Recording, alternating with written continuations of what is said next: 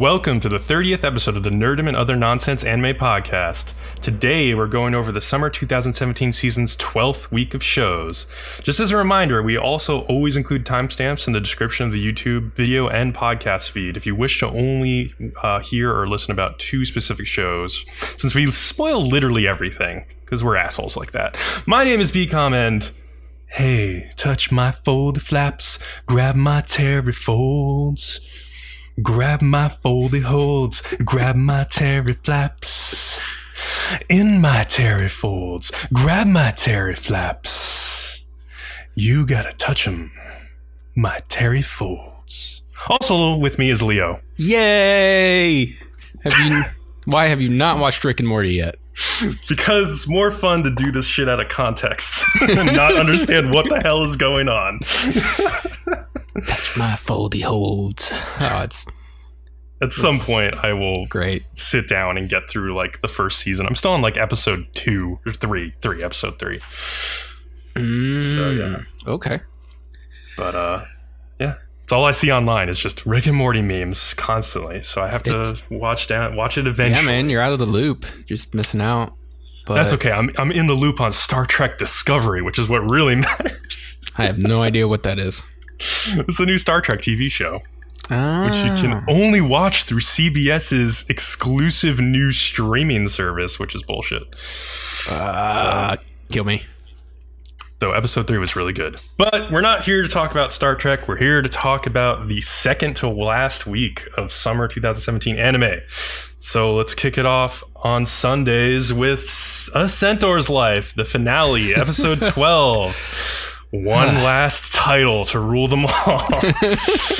So 12 is called We Tried Making a Fantasy Story in RPG Style / Fierce Fights, Arm Wrestling. How will the Battle of the Heroines end? And if you hear this title, you might think of the OP that we've seen all season where the girls are suddenly in fantasy RPG clothing. That is about this episode. Yep. This is the week of final episodes that are literally just fan service, by the way. Like, there's several of them this week. And A Centaur's Life is no different. It starts off with several camera shots of literally just tits and crotch, basically saying, please go buy the Blu-rays because maybe they'll just be naked there. Or we'll draw impressions for the nipples and you'll be like super happy about that. The pretense for having them in this skimpy clothing is that, yes, they're playing a fantasy RPG and they're all the characters somehow. I literally am not going to waste my time doing a super detailed synopsis of this episode because like literally every shot of the first half of this episode is someone's tits, crotch, or ass. Like every single shot. Even if it's zoomed out is a fan service shot. There's like no point to this episode, like at least the first half whatsoever besides fat material. There's an entire couple frames. It's just Hime's tits bouncing. Yeah. And like Nozomi's crotch gets a lot of attention, like walking into the frame and stuff. At one point, they get green slime dumped on them, which then starts to tentacle rape them because we needed that too. And like not just grabbing their boobs. Like I want to like there's a lot of grabbing boobs, but one of the girls like off camera literally says, "Who said you could touch in there?" So literally, these tentacles are making vaginal penetration, possibly anal penetration. We never know. You know, it could be either. But you know, whichever makes you happiest can be your headcanon. Good old nostril rape. Yeah.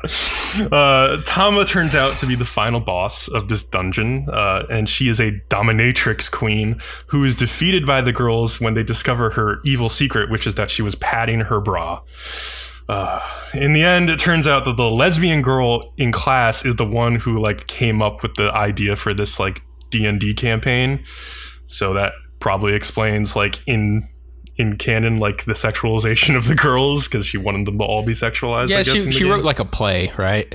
Yeah, I guess so. Yeah. So that's the first half of the episode. The second half of the episode isn't like really much better. It's not fan servicey as much, but it's just like an arm wrestling competition between the girls in the class. Wasn't there the one guy at the beginning?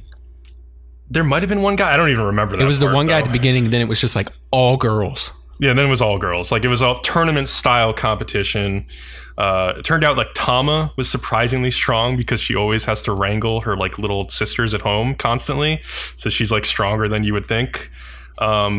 And Hime doesn't understand at all. Like, she keeps asking, why are we arm wrestling? Like, as if it's like a meta question. Like, why is this show's final episode about arm wrestling? I don't understand. Ooh, I think you're reaching too far. You can't give the show that much credit. maybe. Yeah. So probably not. Yeah. So she starts off like not trying her best because she doesn't want to like hurt somebody.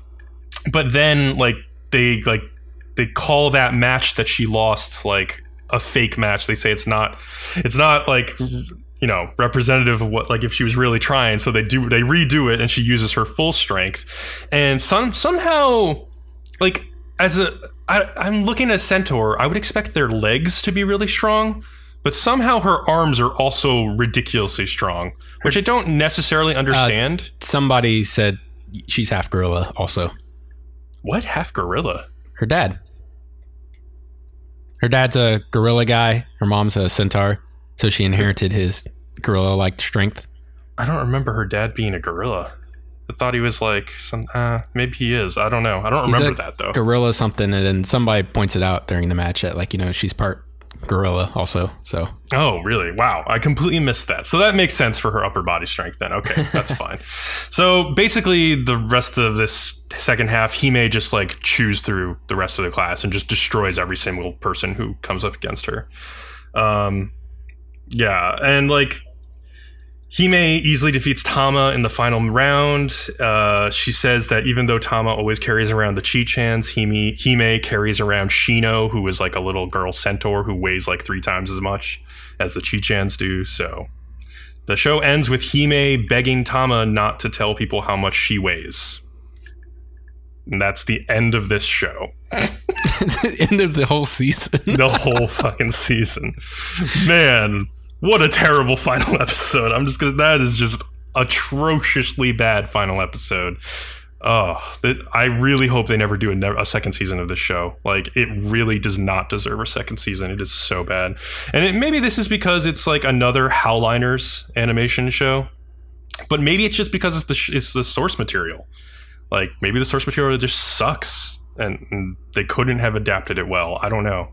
Yeah, but I guess the manga's been going on for quite a bit. There's a lot of material, so like somebody likes it. Let me tell you, there's a lot of people who like bad manga.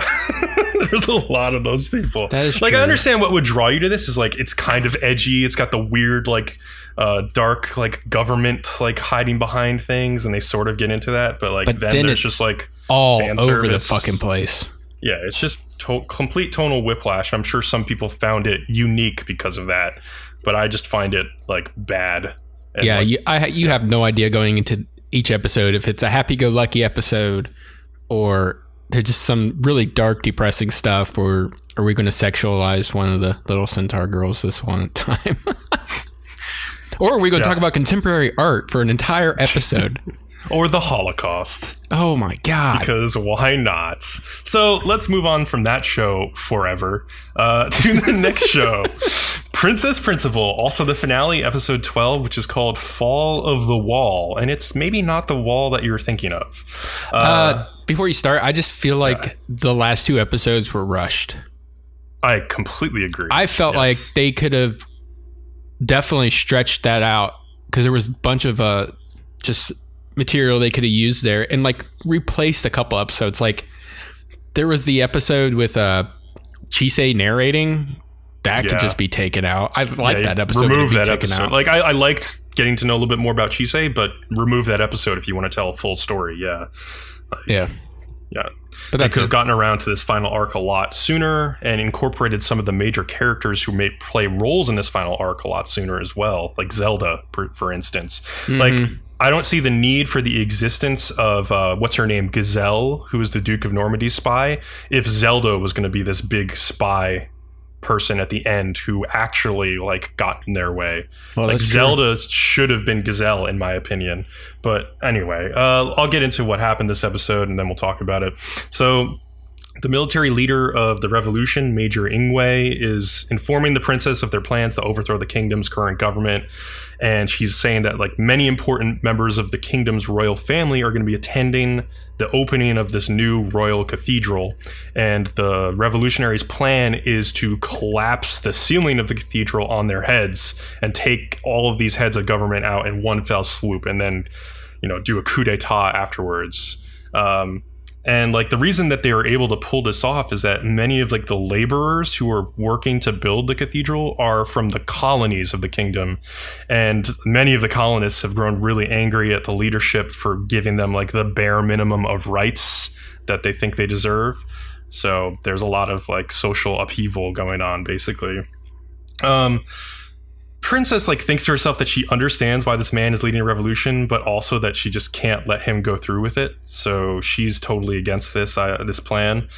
And there's like a brief scene with the military guy who took over control. And he's being informed that the government's going to change hands in like less than 8 hours, and stating that he knew the intelligence community's methods were outdated. So that was basically his motivation, is like, these intelligence people don't know what they're doing. I'm just going to come in here, do a coup d'etat. The military will solve this problem. Intelligence is taking way too long. So once the princess's car reaches the cathedral, Zelda tells her she thinks the revolution has a 1 in 10 chance of success, but she doesn't even care if it fails, because even if it fails, it will cause enough mayhem to give the Commonwealth forces a chance to invade the kingdom and turn the tide. And Zelda then instantly reveals, this is very early in the episode, that she knows that the princess is not Ange in disguise as the princess. Like she knows it's the real princess and not Ange. And so the princess like tries to play it cool, even though Zelda like clearly knows, but Zelda just points a gun at her face and says like, stop trying to ruin our plans, because I'll kill you if you get in our way, basically. Kind of fixes the loophole we had with the last episode. Yeah, they immediately figured out that it wasn't her. So yeah. Meanwhile, Ange is still like locked in the storage room of the airship, thinking about how things ended up. And like Princess left her purse behind in that room, and Ange looks inside the purse, and there's like a little like really old blue hat that they wore when they were little kids growing up. And it like reminds her of old times, and it also lets her know that Princess was like holding on to something from their past, so they probably still could be friends, even though they had like a little bit of a falling out here. So Ange sets off a fire in her compartment in order to get some like shipmates to come down and like open the door to the storage room. And when they do, she runs past them and goes into like another hallway, and she sees a line of parachutes, and written on one of them is, "My turtle dove, run and live as Ange." So it's a message from Princess to Ange. She expected her to escape, obviously. And this is her message, like, just go live your own life. Don't worry about me. But that makes Ange only care about the princess more. So she parachutes out of the plane and goes after her. Chise arrives at the royal cathedral leading an ox-drawn cart, which is carrying Lord Horikawa. And apparently he has come uninvited for whatever reason to attend the prayer service. And by the end of this episode, there was really no reason for him to be there whatsoever. So I don't understand why he was even there. Except to get Chise back in the show. Like, there was really no point to Lord Horikawa in this entire season, because he never chose a side in the end. He never chose to support the Commonwealth or the kingdom. He was just kind of there, and that's it. So he doesn't get any end to his story arc. Yeah. Yeah. I mean, the way that show ends, it also seems like they really want to do a season 2, and yeah, it kind of explains why Chise is there, but you don't need to explain it that way. Yeah, pretty much. So Ange makes it back to the girls' school, and she's trying to figure out where the princess is, and she overhears a man on the phone who's discussing Control's plan to assassinate the queen and the prince, and take over, basically. She puts a gun to his head and gets him to tell her where the princess is and what the plan is. And once she gets all the information she needs out of him, she says, like, she basically goes to shoot him, even pulls the trigger to just shoot him in the head, because she doesn't want him talking. And then Dorothy shows up at the last second and like picks up her like gun's muzzle and like redirects it. And so Dorothy tells Ange that like the government ordered her here to figure out Zelda's plot. And Dorothy calls Beatrice and tells her to head over because Ange ruined their whole operation by not allowing them to be discreet. And like Ange tells her they have to save the princess, but Dorothy says, that isn't part of my mission directive. But if you ask me like a friend, I'll do anything I can to help. And then so Beatrice arrives and annoys the shit out of me as usual with her like squeaky ass voice. And she lets slip that Dorothy was actually just waiting for Ange to show up so they could all go save the princess all along. And then Ange is like, you're such a liar. And she's like, yeah, it was a little white lie. And so then the three of them drive off towards the cathedral. So the princess is like put in this room off the main hall of the cathedral and like served tea and scones by some young soldiers who she asks to join her, presumably to distract them from their duty. But Zelda is in the room and she's kind of controlling the whole situation. She knows that the princess might try to pull something. The girls, meanwhile, arrive by car at this gate to the cathedral access road, and guards stop them there. And Ange is dressed up like the princess and figured she could get past them like that. But unfortunately, one of the guards already knows that the princess is inside the cathedral and asks her for ID. So they like floor it and reverse the car and then go through this gate to get onto a side road to go around the checkpoint. Which I don't know why there was no gate on the side road as well. Seems like poor thinking. But whatever, they get past that checkpoint and head on towards the cathedral. The Duke of Normandy is inside the cathedral and informed of the three spies on their way and orders his top spy, Gazelle, to dispose of them. Okay, so Princess tries to get Major Ingwe to tell her how they're going to drop the ceiling, but he's interrupted by Zelda, who catches on to what she's doing. Still, she asks Major if she can hold on to the key, because she wants to be part of this mission she's claiming. And when she mentions the key, his hand like goes to his like pouch pocket on his left side, and so she knows that's where the key is. And then he says, like, I can't let you hold on to it. And then she gets really close to him and pickpockets the key off of him and starts to walk away. But Zelda obviously catches this and immediately asks the guard, hey, can I hold on to the key for safekeeping? And he realizes that it's been taken. And Zelda chases down the princess and puts her knee on her like back and forces her to the ground and takes the key before she can throw it out a window, basically. Meanwhile, the girls are racing down some train tracks in what is the dumbest scene of this episode. Okay. They're trying to get to the cathedral, and there's a train chasing after them on train tracks. And there's a bunch of soldiers aboard the train led by Gazelle. So the soldiers are shooting a cannon at the car, and somehow like Dorothy is miraculously driving, so like this cannon's shots keep barely missing. But then the train pulls up alongside the car. So the train is elevated above the car, and there's like 6 or 7 officers with rifles pointing down into their car, which is right next to them, moving at the same relative speed. They all shoot down into the car, and the girls duck down.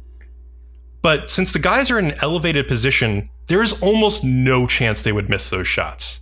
Like, they're like 3 feet away, shooting down into a vehicle that is relatively moving at the same speed as them. So it's like no movement at all. And they have an elevated position, so they're angling down into the seats. There's no way they would miss those shots. But they miss those shots, and then they continue to miss more shots after that. Like hundreds of shots missed somehow. It's just so dumb. Like, I hate when anime do this with like the hail of bullets at like close range. At least one of them would hit. Like, at least one. So it's crazy. The car also like starts running into an oncoming train and has to like drive up on the right side of the tunnel wall to like avoid getting hit by the train and then ride down. Then they hit a spike trap, and then they get trapped behind a barrier. The soldiers shoot some more, but don't hit them again. Chise finally arrives and like drops some grenades in like the train smokestack, and then drops a smoke screen, and all of the girls use Ange's sea ball to just like escape up into the air. That's also like the last we see of Gazelle until after the credits. So Gazelle plays absolutely no role in the finale of this whatsoever. Meanwhile, the Major is about to turn the key to drop the ceiling, but Princess pleads with him to reconsider and promises him that if she's made queen, she will change the country from within. And the Major asks her if she'd be willing to renounce her position as queen to change the country, and she tells him, yeah, I would. and she thinks like my reign will likely end with a guillotine anyway. Like I'm prepared for that. And so the Major is kind of like taken aback by this, but Zelda is not impressed, and she shoots Princess in the thigh with a gun. And despite being shot in the fucking thigh, which is, by the way, probably the most painful place in your entire body to be shot, the princess doesn't scream out in pain. She's able to actually give a passionate, teary-eyed speech about her friend, how her friend inspired her to tear down the walls of the kingdom, and how she wants to fulfill her friend's dream. Meanwhile, bleeding out of her thigh, but that doesn't hurt that much. It's fine. Yeah, if you hit the femoral artery, you can bleed out pretty freaking quick. And to be fair, they do say like she's losing a lot of blood afterwards. Like, so, but anyway, moved by her speech, Major Ingwe stands between Zelda and the princess, and he wonders if they should rethink their current course of action. And Zelda's like, oh, yeah, and shoots him in the chest. And then she puts her gun to Princess's head and says, I think you'll serve me better dead, and is about to shoot her when Ange and Chisei Naruto run into the room. They did. They totally did. Chisei does a lot of Naruto running this episode. She's a ninja. She gets to. Yeah, I guess so. Fine. But I don't know why Ange was doing it. Whatever. Zelda is forced to retreat. Meanwhile, Dorothy and Chisei drop smoke bombs into the cathedral to get the crowd to panic and leave so they won't be in danger of the ceiling collapsing on their heads. And Chisei fends off Zelda with Ange and carries Princess off to get medical attention. She's lost a lot of blood. Zelda, surprisingly, like Chisei is trying to go after her, but she has her own sea ball and escapes out a window of the cathedral and floats into the fog, never to be seen again. So Ange and the princess also bust through a perfectly nice rose window of the cathedral. They just break through it with their own sea ball, and they're like flying out into the night air, and with Ange carrying Princess in her arms. And they sort of like make up with each other. The princess apologizes for lying to her about like the real operation and tells Ange that she'll break down the wall around her heart someday so she can smile with all of them. That is the meaning of the title, by the way, of The Fall of the Wall. It's the wall around Ange's heart. And that's the end. And then after the credits, the Duke of Normandy hints that the mission wasn't a complete failure because he got some kind of important piece of information in the form of a letter that's on his desk, but I didn't really understand what that was referring to. Well, they didn't say anything about its contents, so we have absolutely no idea. Exactly. The original control leader, L, he returns to replace the leader of Control, the new military guy. They kick him out. Yeah, the military guy was like, holy shit, when he saw he was there. Yeah, exactly. Like L and like a 7 was with him. So yeah. And so like, and we don't even know what happened with that whole situation either. We just know it's now fixed again. It's like, okay. Again, just probably a side effect of rushing too fast into this ending. And then the girls are all vacationing in Casablanca to recuperate, but they get orders to do like a little mission while they're there. And so 3 of the girls leave, but Princess and Ange are left like sitting on the beach together, and they hold hands and say, we'll let our hair down after this one mission, just like old times, but with new friends.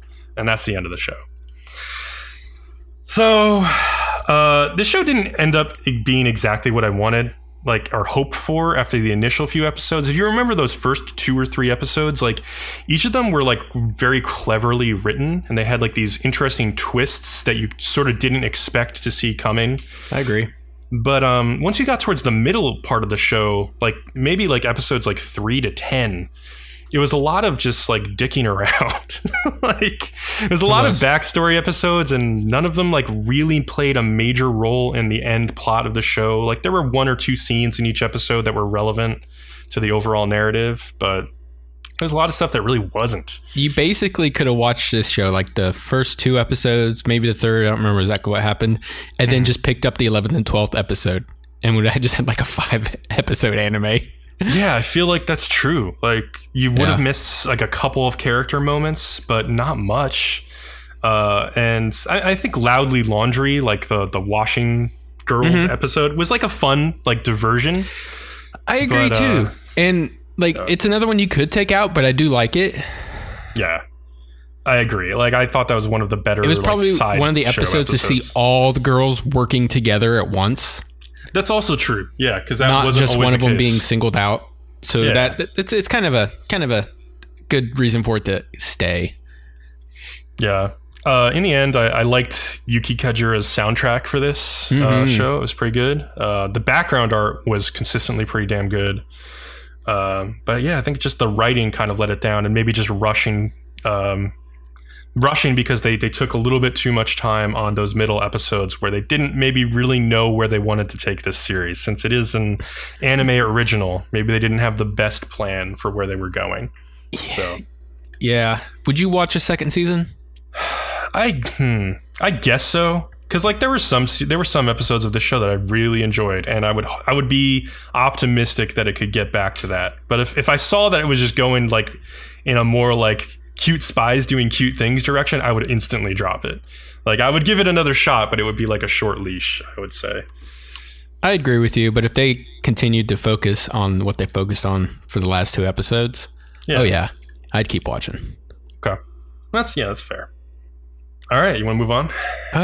Yeah, I just want you really like the soundtrack. Yeah, I love the OP and ED, and I never watched the opening and endings, but I watched it every single time with this show. Yeah, I really liked the OP, especially for this show. It was really fun. Mm-hmm. Lots of like dynamic movement and animation in that OP, which is rare. Yeah, the OP is really well animated, and like the ED is just like a cutesy little thing, and they change up the animation on you so it fits with it perfectly. Yeah. All right, let's do Tuesdays. Restaurant to Another World, episode 12, pork soup / croquettes. Did I say it right? Yeah, that's right. Okay. I just know how you are about your pronunciation. It's fine. Okay, so, oops, I clicked a button and I moved too far. All right, I'm back where I'm at. We open with the chef Tenchu making pork miso, and also Aletta and Kuro show up for work that day. And what's interesting about the pork miso or the pork soup they're making is he only does it one day out each month, and he doesn't charge any extra for it. So he calls it like a meat day or something like that? Yeah, meat day or something like that. Sounds good to me. It's really popular. So he makes them breakfast and says he'll have soup for them when they go to have the staff's dinner. But we go away and we get a little backstory. So a Saint Leonard, Saint Artorius, a sword god Alexander, and hero Yomi were the land's 4 greatest heroes who vanquished the demon lord and ended the war. But the greatest out of them, hero Yomi, was lost during the battle. This was about 70 years ago. And so if you do your math here, you're just like, how old are these people? So this was 70 years ago, and Alexander is an elf, and so we know he hasn't even aged. And what he does is he goes and visits Artorius, who we already know. He's the magic user. He trained one of the other elf girls too. So right, just being generous. Say he fought the demon god when he was 20. He's 90 now. Yeah, he does have like white hair and like a long beard, so I can sort of see him as being super old. But yeah, it's kind of pushing it. Yeah, but anyways, Alexander visits Artorius because he wants to visit the restaurant in another world. Name drop on last episode, brother. Also, Artorius says they will wait until evening when there are less customers because Alexander's sort of eccentric in a way, and he's like, I'm gonna just keep him away from the crowds. Back in the restaurant, it's the usual goings, and we get actually like a little behind the scenes of what happens in the back in the kitchen when people order stuff and somewhat. But seems word has gotten out that the pork soup is only served on meat day, and people are ordering so much that they start to run out of most things. Just a nice little montage of people eating and leaving with their carryouts. Goes over most of the characters we've met so far. After everybody leaves, the staff sits down for lunch. And they were so busy, Tenchu has to skip lunch and do food prep for the evening crowd. So crazy busy they were. By the way, Sheriff is still being a puss about talking to Adelheid. That guy needs to get over himself, man. Yeah. And like his sisters just like give him so much shit about it to the point like he angrily gets up and leaves, and he goes after them. And then once they leave, Artorius shows up with Alexander. And it seems Alexander was after the croquettes specifically because he heard they were the best. Kuro walks by and like Alexander starts getting like really nervous. The two like have this like private discussion where they can sense how powerful and dangerous Kuro actually is. It's kind of cool. They're just like, oh man, we do not pick a fight with that one. And you gotta think these are, you know, two guys who once fought the demon lord together. So like she's very powerful if she scares them. Yeah. The food arrives, and of course it's the best Alexander has ever had. Happens every single episode. Yeah, right. Artorias eventually tells Alexander that Yomi is still alive and that in the final battle she was thrown. It was a she. She was thrown into the world they were currently in, and even has a grandson who turns out to be Tenshu. So that's just cool. Yeah, that's pretty cool. Yeah, so it was Tenshu's mother. That's just like, oh wow, that's like, and Artorias is apparently known for a very long time. He said he talked to her at one point. But that also explains why the restaurant has these magical properties to connect to other worlds. Yes. Alexander afterwards visits his parents' grave and spouts some like nonsense I couldn't really make sense of. Like he hated his father but loved his mother. Something like that. Yeah. When he's there, Adelheid shows up to visit her great-grandparents, and it's the same grave Alexander's at. Apparently the two are related some way, but then he like disappears without saying anything, so we don't find out specifically. But finally, back at the restaurant, they get to sit down and have their supper, and that's how the show ends. Yeah, so I'd say like this show, like I don't know, it was kind of like a slave to its formula. A little bit too much for me. Like I like when shows have a good formula and it's fun every episode. Like say like Food Wars basically had like a good formula during its tournament arc. Mm-hmm. Even though I would say that was maybe like one of the more boring arcs of that show. But like at least like every episode was fun because they focused on a different character and that character was typically really interesting, and they like, but like, you know, they got into the you know, Shokugeki, and then like the judges like clothes flew off, and like, you know, whoever was judged last always won, basically. Like, so it's like with Restaurants of the World, you expect sort of the same things. Like you expect like, okay, person's gonna be introduced, we're gonna learn a little bit about their backstory, they're gonna come to the restaurant, they're gonna eat food that they love, rinse and repeat for every episode of the show, basically. Yeah, well, granted though, it's said multiple times that like, you know, that world has way better ingredients compared to the other worlds. That's true. So that automatically gives, you know, Tenshu a big advantage, a massive advantage. Now, there's one guy who specifically is like trying to bring some of the ingredients back to his world and replicate them and stuff like that. So yeah, that was I liked that one. That was a good backstory. One thing that annoyed me a little bit about the show is that it ignored the rule of Chekhov's gun in one instance where, like, if you remember from, like, the first episode of the show, the Red Dragon Lady, of course you remember, everybody remembers, the Red Dragon Lady, but she said, like, I'm going to place Aletta under my protection, but then there was, like, nothing to ever protect Aletta from over the whole course of the show. Nothing ever threatened the restaurant. Yeah, nothing ever threatened the restaurant. Nothing, like the Red Dragon told Kuro to protect Aletta, like, and so Kuro protected them when like those sirens came in. But that was like not a big deal, really. They were just in the days. They would have came out of it when they stopped. Yeah. So I don't know. That felt like a little bit of a letdown to me. I wanted the Red Dragon thing to come back around, but it never did. And like, you know, only in this final episode of the show do we really learn a lot about like the chef's backstory as a person, which I feel like would have been better to have like closer to the front of the show. Like you want to have some revelations about your characters and like how they've grown at the end of a series, but I don't think this told us much about how the chef grew. It told us like where he came from, which would have been cooler in like the second or third episode, maybe. Yeah, we had like we had no background information on him. We knew they didn't flat out say it, but you knew that he inherited the restaurant from his father. Yeah. And that's like it. That's the only backstory we get from him. Nothing else. Yeah. So, and then like overall, if you want to watch a show for like food porn, there are like some better shows to watch for that. Like, this show did a decent job, though. Like, it made me hungry. Like, I definitely wanted to eat the food that was in this show. But, like, if you compare it to, like, Gourmet Girl Graffiti or, like, Food Wars, it's not really a comparison. It's just, like, better animated, better drawn in those shows. But it did its job well enough, I would say. All right, ready to move on? Yeah, I am. All right, Tsuredure Children, episode 12, Summer Begins, the final episode. It's sports day, and Yamane is just terrible at sports. But it's okay because the ever-cute Kurihara is cheering him on from the sidelines. Kanda is also on the sidelines cheering for Takasa, who is just absolutely killing it on the field. And just a heads up, audience, just about everybody is in this episode except for the delinquent girl and class president. Which is why it's a bad episode. No, just joking. Oh my God.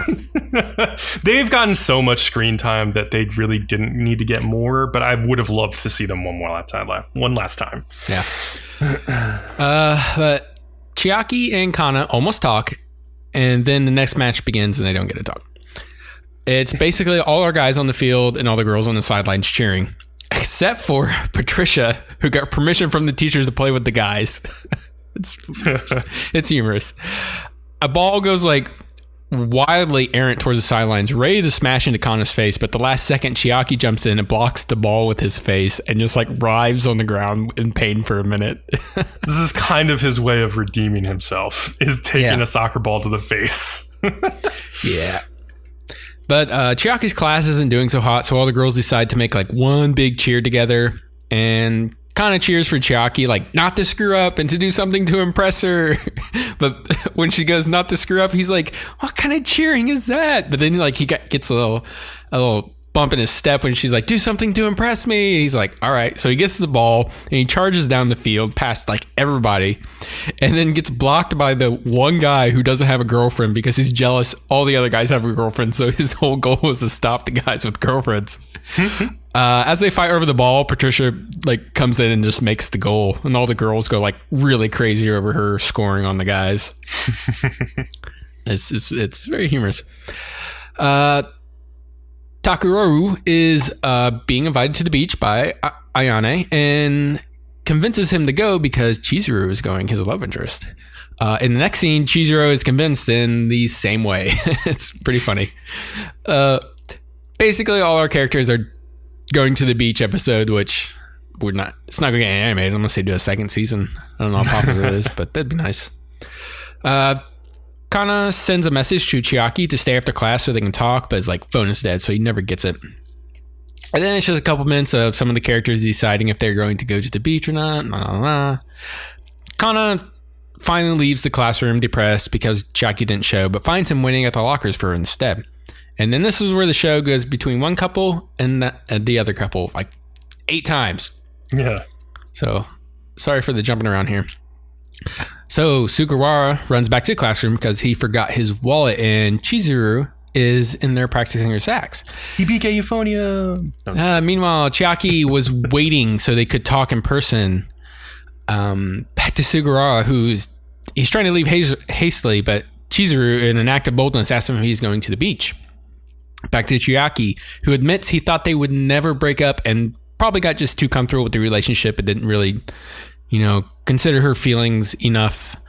And he feels like they should break up properly, which starts making Kana start to cry, but he wants to break up properly so that he can confess to her properly this time, because they started off pretty rocky because they dated for like a year and he didn't know it. Yeah, and like rough. that just makes her just like cry into her hands of like basically tears of joy.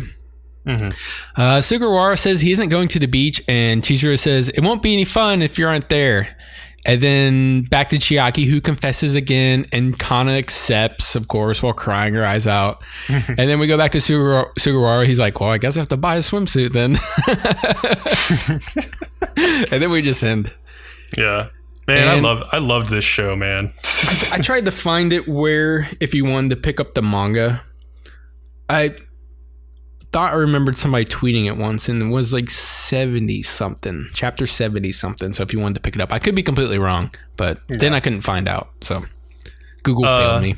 To be fair, I felt this final episode was a little bit weaker than some of the others. I would say it's probably my least favorite episode of the whole series, just because it focuses on, well, specifically like Sugawara and Chizuru. I just don't really care about them as a couple. They just never really hooked me. Like Chizuru is just a girl who like doesn't understand what love is and has to be taught like that she's feeling love, and that like that's the feeling she's having over the course of the series. Like I liked that she kind of like figured it out, because like one of the other girls was talking about her own experience, and like everything she was saying was exactly what Chizuru was going through. Was that Ayane, I think it was Ayane. Yeah, blue-haired girl. Yeah. Side ponytail. So I'm not Chizuru, side ponytail. It's ponytail over the shoulder, which is hot. Yes. Yeah, I like that hairstyle too.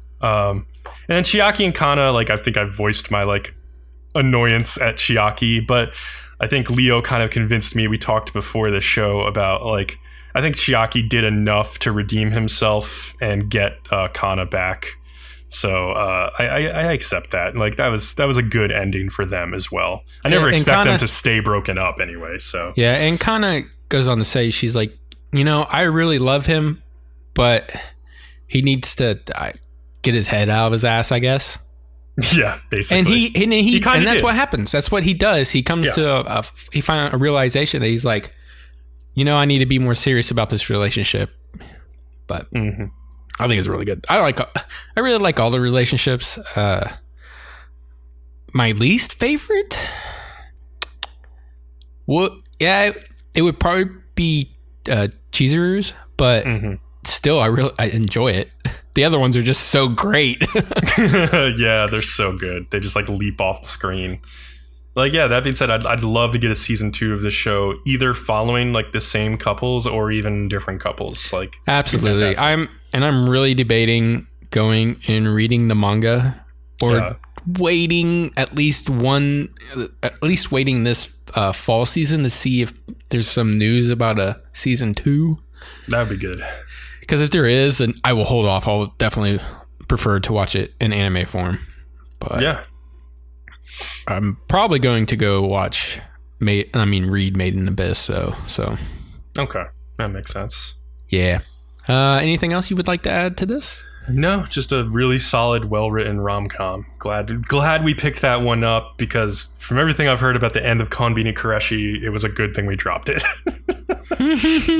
I haven't finished that out, but I've heard a lot of bad things about how it got very generic at the end. So, which one was that one? The Convenience Store Boyfriends. Oh, yeah. I just want to know if she died. I really think I still haven't watched, but I really think it was like her sister that he fell in love with, and her sister died. That was my guess. Like, I hope that's what sister it was. Sister or twin sister? Like twin sister or something. Like sister with the same family name, who at least looked similar enough to her that he would have remembered her. They both were born with similar compilations, and like just didn't make it. Yeah. I mean, that one episode, she was just throwing up death flags left and right. Exactly. We were both just like, you're going to die, right? I mean, that's what you're saying, basically. Probably, yeah. Okay. All right. Okay, we can move on to Wednesdays. Our last episode of Sakura Quest. Woo, which is we made it. 25, The Kingdom of Cherry Blossoms. And I'm actually seeing a little bit of buzz on my Twitter feed. I honestly kind of felt like not really anybody else was watching this, and I still feel like not many people are. And if there had to be a hidden gem of the season, it would be this one. Yeah, I think there was like a low rumble of people watching it like throughout the season, and then I think they were waiting to get to the end to be able to go to their friends and say, okay, this was worth watching. And like once it ended with this great episode, I think a lot of people felt confident in going and saying, go watch Sakura Quest, because it really turned itself around. It got way more interesting in the second half, and all of the characters are fantastic. Yeah, and its premise is not something you usually would recommend to like other people. It's like, and that's why they probably wait to the end. They're like, I gotta see this whole thing through before, Exactly. Because it's like, if I were to explain this premise, if somebody were even explain the premise of the show to me, I'd be like, that sounds boring. Really boring. Yeah. Yeah. But it figured out a way to make it super interesting. And that was by writing good characters and having them interact in interesting ways and naturalistic ways with each other. So yeah, and I'll get into what really hooked me into the show and once I get through the synopsis. So, man, we start off with a wacko beginning. So Kadota is looking for the other town's mayor, Namuman. He went to the other town to try to find him. They're on the phone with Kadota and they tell him to like put on something easy to spot so that the two can find each other easy. And then Sandal-san messages the Namun again on Facebook to let him know who he's looking for. So what does he do? He puts on the Chupacabra mask that he just has with him. He starts harassing people in public. He starts running around asking people if they're. He's like, "Sayunaman." So of course the police eventually show up and they take him to the station for questioning. Kabuto he just keeps saying he's like, "I'm looking for somebody. I'm supposed to meet up with somebody," and the police are just like not buying it all. They're like, "Oh my god, we got a crazy old guy here." But then to their surprise, Nauman shows up and he's like, he's speaking English. He's like, "I'm lost. I'm looking for somebody." And then him and Kadota look at each other, and then Kadota puts a mask on and runs up to him and is like, "Are you Nauman?" And then they're like clasp hands and like dancing. They're like, "Yay, we found each other." So this other mayor is just as fucking insane as Sandal-san, apparently. Back at the festival, there seems to be a little bit of trouble downtown with like one of the lanterns and they won't turn on. So Yoshiko and Doku go down and see what's up. You know, Doku gets it going really quickly. And then Yoshio is surprised when her mom and dad and little sister show up and they just have a little combo. It's just neat. But Ririko is still a little nervous before the play, and her grandma Chiaki says to write the character for person 3 times on your palm and then swallow it. It's what she used to do before she sang her band. Another cute scene.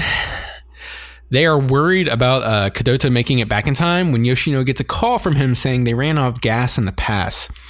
They send Shiori off to go pick him up with one in the makeup place so she can do his makeup on the way back.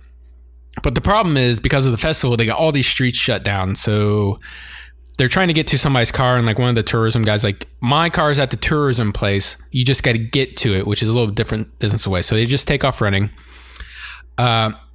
They finally get to the edge of the festival, and then Taka Mizawa shows up with that new van. He's like, "Get in, I'll take you."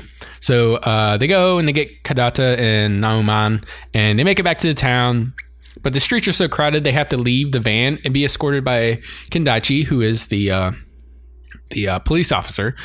He takes him through a forest path since it's the quickest way to the festival stage. The makeup lady is scared that there might be bears, and Kendachi assures her he will protect her. It seems Kendachi might actually have found a little love interest here, so that's really nice. Good for Kendachi. Yeah, because he was like so bent on the what are they? The Spanish girl? Oh, with that girl, and then before that, like the 3 single girls who came for like the singles like, meetup. Yeah, he just keeps getting shut down. So he's it's been nice trying to see him real to get hard, something. And then he just stumbled into this woman. It's great. Yeah, but then suddenly Shiori looks around. She's like, "Where's Namuman?" So it seems he didn't even go to the forest at all. He was still back in the festival, and he sees the group carrying the shrine, and they're yelling something, and he's like wants to be one of the people carrying the shrine, also and cheering and chanting. And one of the tourism guys there, he's like, "All right, if you want to." So he gets to do that. The others finally make it to the stage, and the shrine arrives at the stage, and the taiko drummers start their beat. Ruriko says to her grandmother that if her song goes well, she has something to ask of her. Then they start to play. A little bit of the play goes on, and then Ririko starts singing her song. And during it, they put paper lanterns on the pond and begin to move the shrine again, back out on the barge or whatever. And it's just lots of shots of everybody watching her sing and the shrine being floated out into the lake. It's all really nice. Mm-hmm. After the festival, the tourism board and a bunch of the villagers, volunteers, are at the tourism building, celebrating their success. And it's just a lot of scenes with everybody congratulating each other. And there's a cute one moment between some of the characters. The girls all leave together to go outside and sit under the cherry blossoms. And like Ririko's also pretty drunk at this point. And you really like that scene, I guess. She was adorable. Like the way she smiled and blushed when she was like a little bit tipsy was hilarious to me. Yeah, she had a pretty good line where they're like, "Ririko, you're you've never really been drunk before. She's like, no, but I like the way it makes me feel. I love that line. I was just like, did Ririko just become best girl? I don't know. Ririko was always best girl for me, but that's okay. Yeah. Who was always best girl for you? Ririko. I loved her the entire time because she was so weird and so off the wall. Like, I know that like, some of the other girls are like more classically like good looking, like maybe Sanae, but yeah, she's awesome. I love her as a character. Yeah, but Ririko definitely takes the win in like cuteness. So yeah. Excuse me. Yeah, but they're out there and they reminisce and talk about what they're going to do with their futures. Sanae is going to open a regional consulting office in the shopping district. Maki is going to write another play on the townsfolk tales, and Ririko offers her help since she has a lot of knowledge on the subject. Ririko is also going to leave the town for a while to explore the world, but will eventually be back. Shiori is already on the tourism board and is going to stick with what she's already doing. I mean, she doesn't want to leave. She wants to stay in the town. Good for her. Then they go back to the lodge, and then we just see this shot of them all passed out together on the couch, just laying over the top of each other. It's funny and cute all at the same time. They worked hard. Oh, man. The next day, Yoshino goes to Kadota, and they briefly talk about Yoshino leaving, and she asked what he is going to do about the next queen. All he says is, I finally made up my mind to. Then it just cuts away. We cut away to Erika, working at Angelico's, getting ready to watch Yoshino's going away speech. She gives a very touching speech, and I was holding it together at this point. I really liked it. And Kadota ends it with saying they're doing away with the Chupacabra kingdom and the whole queen system. Yeah, so and he takes the crown off her head, and she tears up a little bit with the applause. And this is where I started crying. I was still holding it together. I already started crying. So. I was holding it together. For now. Afterwards, the girls like plant a tree, and they put a plaque under it saying the 5 heroines of the tourism board. And they go and see Yoshino off on the train, and Kadota is mysteriously absent, saying he was busy with something. And then as the train is leaving, just about the entire village is either driving beside the train or waving, or have staged himself at certain points to wave her off. And this is when I was on the edge. My eyes may have watered up, but I didn't have a tear yet. Yeah. And then when it got to Kadota and he had made a banner that says, "Thank you, Yoshio Koharu," then that's when the tears started. I started getting some tears. And then when he runs with the train yelling, "This is your town, you're always welcome here," I'm tearing up again. That's when I was like, God damn this show, God, so good. I loved Yoshino's response. That was so professional. It was like, hey, they're like 2 of the kanji on your banner are a little too far apart. Yeah, it's like something else. Or it was so good. It was so good. It's such a happy cry laugh I gave for that scene. But yeah, fantastic. And then there's just a quick final scene with Sando-san narrating for us about what happened to Yoshino. And she did not go back to Tokyo. She went to another town to help save it also. And I love that idea, that she went to do everything again with another town who needed her abilities. Like, that's awesome.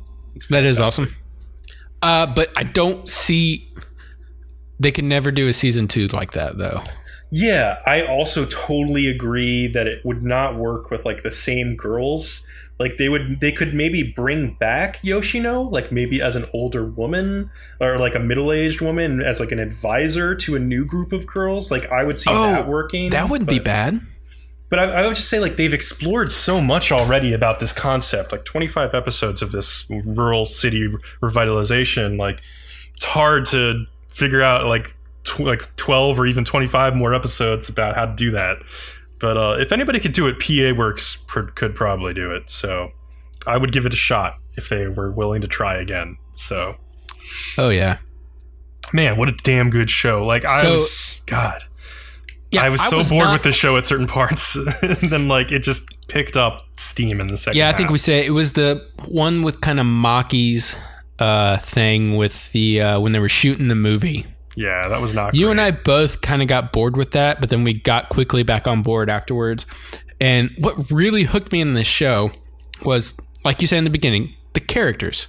Yeah. I was really invested in all of them. I love all 5 of the girls. I love all the other characters. Then what really surprised me was I was not only invested in the characters, then I did get invested in revitalizing this town. Yeah, I agree. I really wanted to see it happen. I really needed them to exceed to make me happy. And that's what just really drove this anime home for me, just being really good. Yeah. And like I would just say it's kind of rare in an anime like this to get both attached to like the main cast of girls, but also attached to the adults in the show. Like it's pretty rare nowadays that an anime spends enough time to get you attached to the older characters in the show. Usually a lot of shows are aimed at like a younger demographic, so like they just like the parents are off doing things in another country for the entire show, like you never even see them. But here you get attached to like all of these families. Like you get invested in Erica, like just basically a side character, and like what she's gonna do with her life, like whether she's gonna stay. There was a very sweet scene between her and the drummer, the taiko drummer, where she's like, are you seriously gonna stay here and study taiko drumming and live in this town? And he's like, that's what I have my sights set on right now. I don't know if it will change. And he's like, what about you? And she says, I have a plan. And he's like, well, what is it? And she's like, oh, it's a secret. I can't tell you.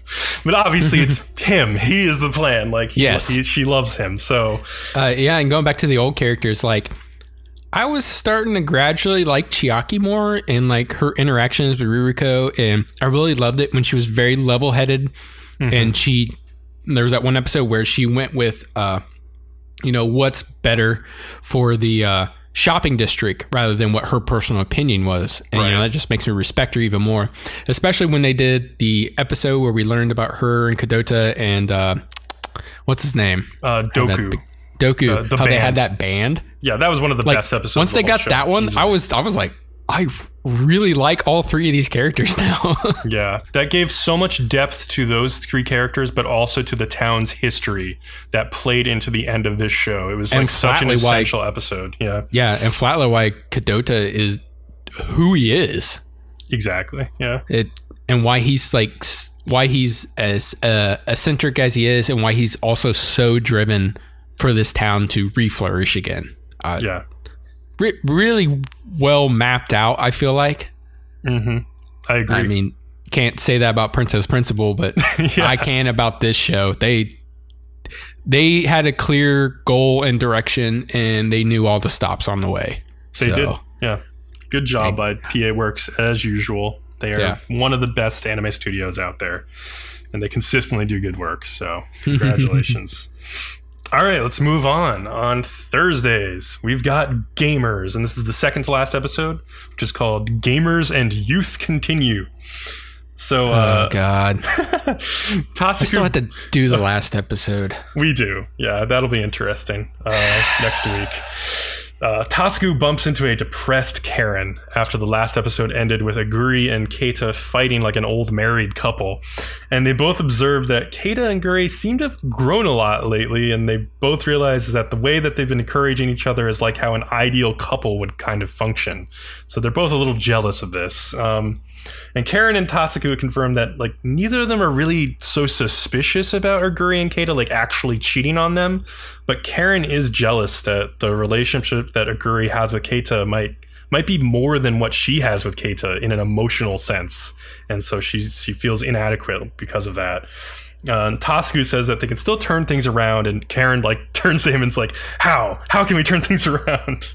And he's like, we can create an indisputable fact. And she's like, she starts like repeating that phrase over and over, and then like clawing against the wall, like indisputable fact. It's so weird. She's a little nuts. The camera also pulls back to show that Konoha was spying on the conversation, which comes up later. So that night, Karen calls Keita in to invite him on a double date with Tasuku and Aguri.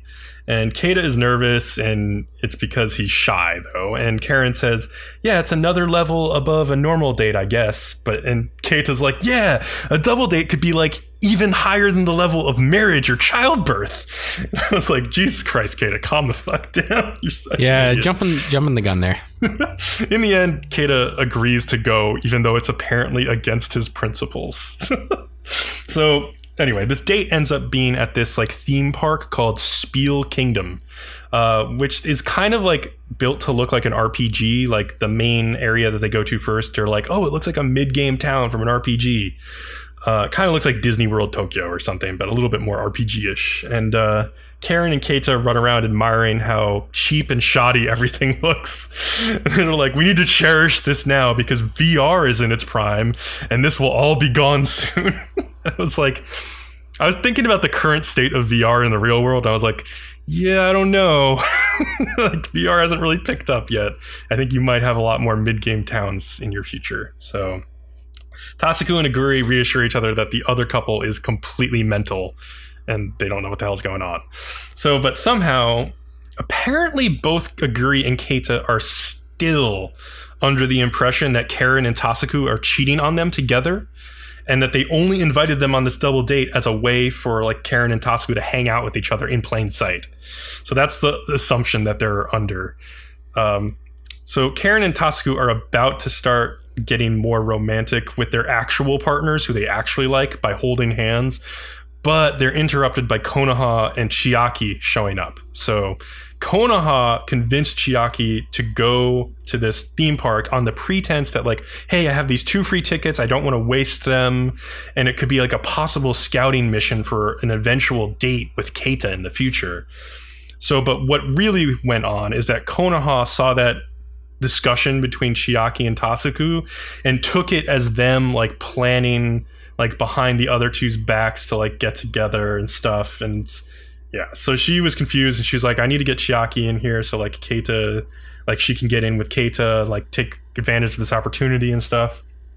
And there's like this a little bit of like verbal sparring between Konoha and Karen about like why they're all even there, and they both have like HP bars that keep lowering when each of them makes a good point.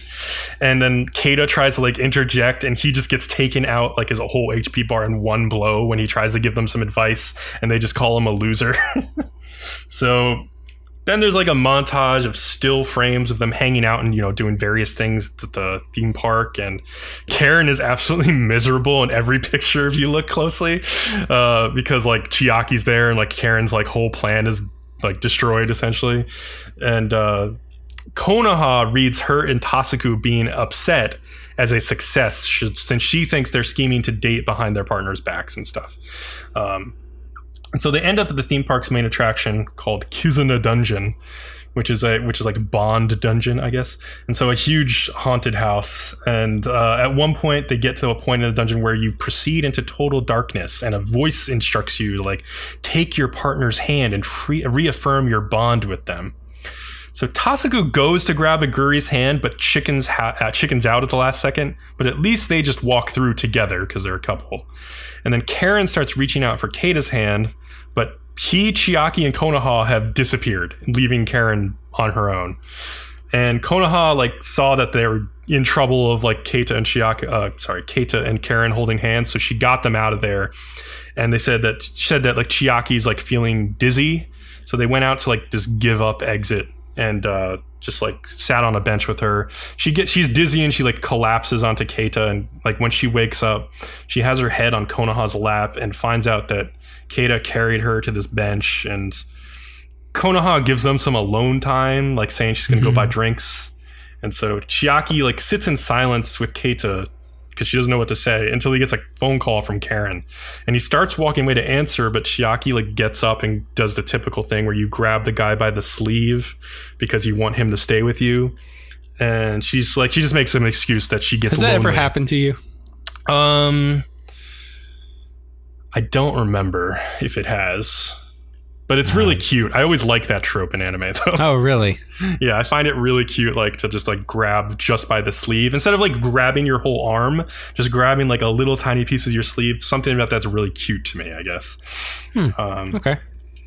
So like she makes an excuse that like she gets lonely. So Keita like says, okay, Karen is really diligent. She'll probably message me. And like he said, he gets a text from her instantly saying like, I'll wait at the dungeon exit for you guys.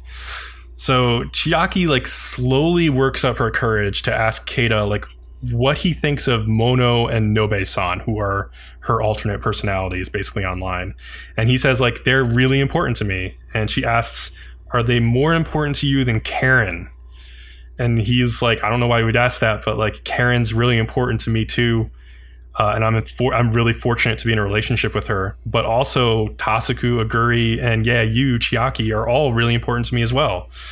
And he also says, though, that all of these friends that he's gotten only really started because Karen said hi to him one day. And Chiaki responds like, she's kind of jealous, and she says like, you're not so cool, stop trying. Which was kind of weird, but nice. She's obviously jealous, and Konoha comes back at that point. So they stop talking.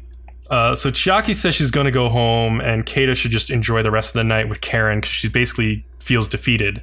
But he instead grabs her by the hand and says like, no, don't be an idiot. Like, come to the parade with us and have fun. And so they meet back up with the rest of the group, and like they luckily aren't still holding hands by the time they get back, because that would have caused even more misunderstandings. But Keita explains like Chiaki collapsed and that was what happened. So they all go to the parade together and see the fireworks. The ED plays over the parade, and Tasuku finally works up the goddamn courage to grab Aguri's hand, to which she's so surprised that she's like, well, what's wrong? And then Keita then like offers his hand to Karen. Like Karen was like thinking about grabbing his hand, and he just like went ahead and like offered it up. And so when both couples head to the front, Konoha asks Chiaki, who they're left behind, like how it went. And she says that she wasn't rejected, even though she hasn't revealed the truth to him. She'll one day make Keita a slave to her overwhelming charms. And they both kind of giggle about that. But like, so in the end, Chiaki just does not tell Keita that she ever was Mono or Nobe-san, or that she even likes him. She just keeps it to herself. Aguri jumps on Tasuku's shoulders and thanks him for everything that day, and then whispers that it wasn't game over to herself, basically saying that like she thought it was game over with him, but like now it seems like they're more in love than ever. And he's confused by all that, but falls victim to her cheek rubbing against his and just rolls with it. And, I would too. That was cute. And Keita wants to go farther up towards the parade with Karen, but like accidentally steps in a drain, which I think is some like Japanese trope, I think, because I think I've seen this in other shows, but I don't know what it's supposed to mean. I totally forget. But that's how the episode ends, so it clearly means something. But I think this episode felt kind of like a finale a lot. And I was kind of satisfied. I just really wish that Chiaki had just told Keita how she felt. Like she kind of asked how he felt about the different people, like vaguely, but if he had had the information that she was Nobe and Mono and that she actually really liked him, like I wonder how his thoughts about her might have changed. And maybe when this story continues on, maybe with episode 12, they'll get into that, or maybe with the second season, if they ever do that, they might get into that. But oh god, I was a little disappointed. I don't know if I'd watch a second season. I don't know either. What were your thoughts about this episode? I just think Urahara is a shitty character. I agree. He keeps going back and forth who he supports, and like this time he never even said it, even though he was like rooting for Karen, even though he last said he was going to root for Chiaki. So I just call bullshit about that. And I will say, I think Konoha is my favorite character. That's interesting. Because she's the smartest person in the show. I guess so. Like, yeah, in a way, yes, she is. For sure. And like, you don't feel like she should be added at all, but I feel like she had to because of the way they poorly wrote Chiaki's character. Like, they had to insert Konoha so Chiaki would make any progression in the show. I mean, that's the only reason Chiaki's even doing anything right now. It's the only reason she's at the amusement park right now was literally because of Konoha. Yeah, that's why I feel like Chiaki is such a pointless character at this point in the show. Like, she was just there to provide like an obstacle to Karen and Keita, and not much other reason. Like, she was a game developer, but like we didn't even see any of the games that she developed like over the course of these episodes. Like, so that didn't really come into play. She had some interesting conversations about like what it's like to be an indie game developer. So like that was the biggest thing she added to the show, in my opinion. So yeah, I don't know. But we got one more episode to go, so we'll see how it ends. Even though I think Leo and I have both seen it and we know. But yeah, we'll get into that in the next podcast. You ready to move on to the next thing? Yeah, and actually, no, I've not seen it. Oh, you haven't seen it yet? Okay. Well, Yeah, I still haven't done my 2 reviews. Gamers and 18F. It's an interesting last episode. That's all I'll say. Okay. Rage of Bahamut, First and Soul, episode 23, Rise of the Nightmare. And I've seen the final episode, so... Me too. Try not to confuse this. Yeah. Confuse myself, I mean.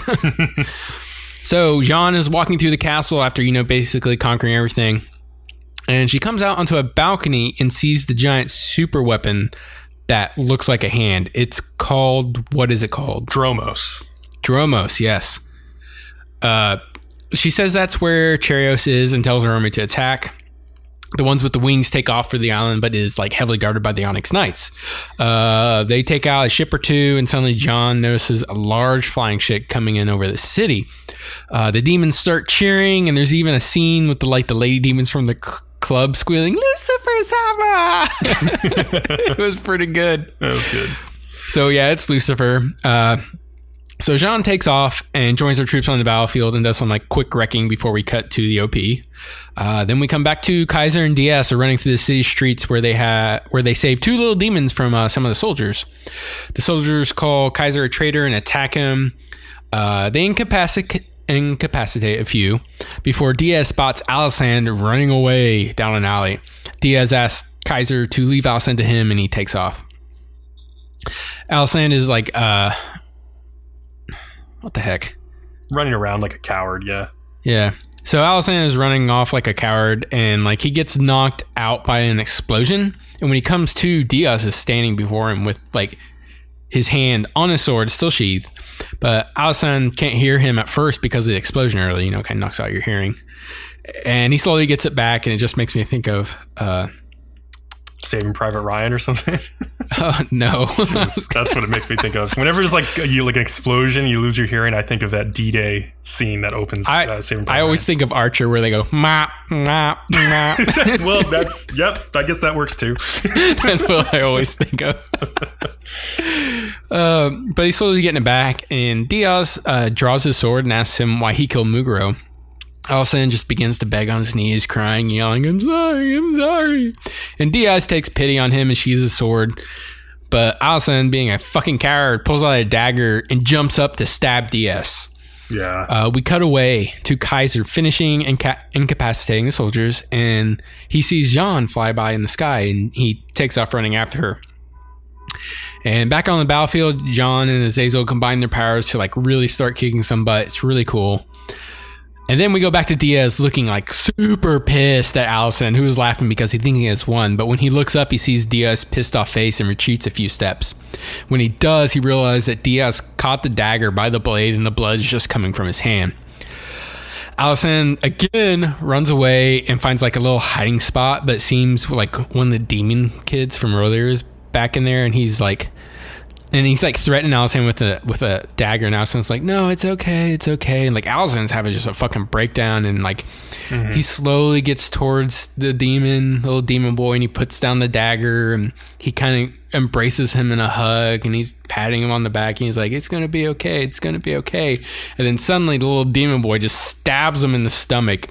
Yeah. And basically Alisand, what he just did to Diaz is exactly a mirrored scene of what just happened. And he passes out, but then he comes to again. He just passes out from the initial pain, I guess. And Diaz is again standing over him with the most pissed off look on his face. One of the best drawn pissed off faces I have seen. Yeah, it was really good actually. Yeah. Yeah. And Alisand's crying now. He's I don't want to die. And the last thing he sees before he dies is Diaz's pissed off face. Once Diaz realizes he is dead, he kind of falls to his knee and starts kind of crying about him. He's why were you such a fucking idiot? Now, did you get out of that scene where Alisand is hugging the demon that he was basically hugging Muguro there and trying to take back what he did, or trying to somehow make up for what he did to Muguro by hugging this little demon child? Yeah. I mean, that's what he's trying to do. He's trying to make up for killing Muguro in his own way. And like I said, the guy, he's having a fucking mental breakdown at the moment. Yeah. So all this erratic stuff he's doing is making total sense. Mm-hmm. Then we get this really quick shot of like Rita telling Muguru's body she will dig a grave for him when she gets back. We get more battle scenes with like a giant monster being dropped onto one of the ships and punching into like the main cabin. It's cool. One of the golems like throws a giant spear at Lucifer's ship and it causes it to tilt sideways. But Lucifer's just like sitting in his throne, reading his book as the ship turns sideways and just like a small smile on his face, like, yeah, ain't nothing. But Azazel wrecks another golem, but then he gets trapped by 3 of the Onyx Knights in one of like the little magic prison things. Jean shows up, she kills all 3 of them, and like Azazel falls, but he kind of recovers quickly. Then the Onyx Knights decide to go after Jean since she is like basically the main problem. Azazel recovers quickly and sees Lucifer's ship get hit by 2 large blasts. The blast came from Charios' ship that has now just arrived at the battle. His arrival serves as like a rally cry for all his troops who start to like retaliate harder. Jean immediately goes for the ship, firing a blast onto the deck of it where Charios is standing. Jean and Azazel land on the deck and like 3 Onyx Knights drop down in between them. The Knights take off like their helmets and chest plates, and the Onyx Knights leader tells Charios to leave them to us. We go back to Kaiser, who's arrived at the shoreline and decides he's going to have to swim across if he's going to get to the island or whatever. Before he can get his shirt off, like Rita arrives and asks him, what does he think he's doing? And then it's a really funny scene where she's like, just hold on a minute. And she like holds up her staff and does some magic stuff. And Kaiser's like, nothing's happening. And then, but we've seen like all these dead bodies rising up, and suddenly they all start coming running towards the shore, and he's like, "Oh shit!" It's like an army of zombies. Yeah, it's really funny. And they like jump into the water and basically form this massive dead bodies, and they get on it and basically start riding it towards the island. But what they're going towards is actually Charios' ship. Now, Nina and Favreau have now arrived, and they see Azazel and Jean finding the Onyx Knights on the ship. Nina tells Bacchus to drop her onto the deck next to Charios, but then suddenly the fight starts to go south when Azazel gets caught in another magic trap, and Jean turns to help him, but then suddenly gets disarmed by the Onyx Knights captain. The 2 Onyx Knights that are containing Azazel die of their own accord because the magic stones have finally taken their toll on their body. When Azazel gets out, he forms a sword and like attacks the captain, cutting off like his right arm completely, his sword arm. The last of the knights like charge the 2, and the captain does also, but the other 2 like drop dead from their stones before they can get to him. Azazel sends his snake stings out, and they pierce the captain like 4 spots through his chest, but the captain still keeps going. He gets all the way to Jean and grabs her spear, to like Jean's surprise. She does eventually finally get to stab him, but he's holding onto her weapon and won't let go. He pulls a knife, he like makes a knife stick out from his gauntlet and goes for Jean's neck, but literally right at her neckline, the magic stone kills him off before he can kill her. Like, super luck, this stinking match. Yeah. Then Charios draws his sword and he says, I can't die yet. The 2 rush at him, and then we just cut back to Rita and Kaiser riding their dead body ship that then, once they're under Kaiser's ship, rises up and brings them up to the edge.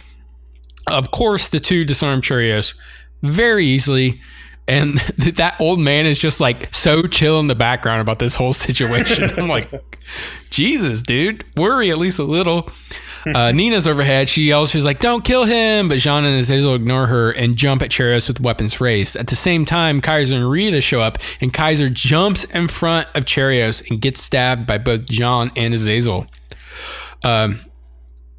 Favreau is back in the carriage, and he's like, what the fuck, Kaiser?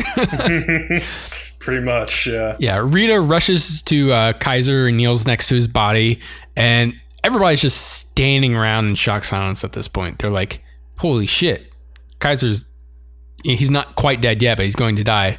But then suddenly, like, this large beam of energy shoots by and just like makes the ship rock to the side, and it brings everybody back to their senses, and they all turn to see that Bahamut has just arrived. Yeah. Dun dun dun. So a lot of people I've seen were very upset that Kaiser would put his life in jeopardy to defend Cherios. But like that's so in Kaiser's character.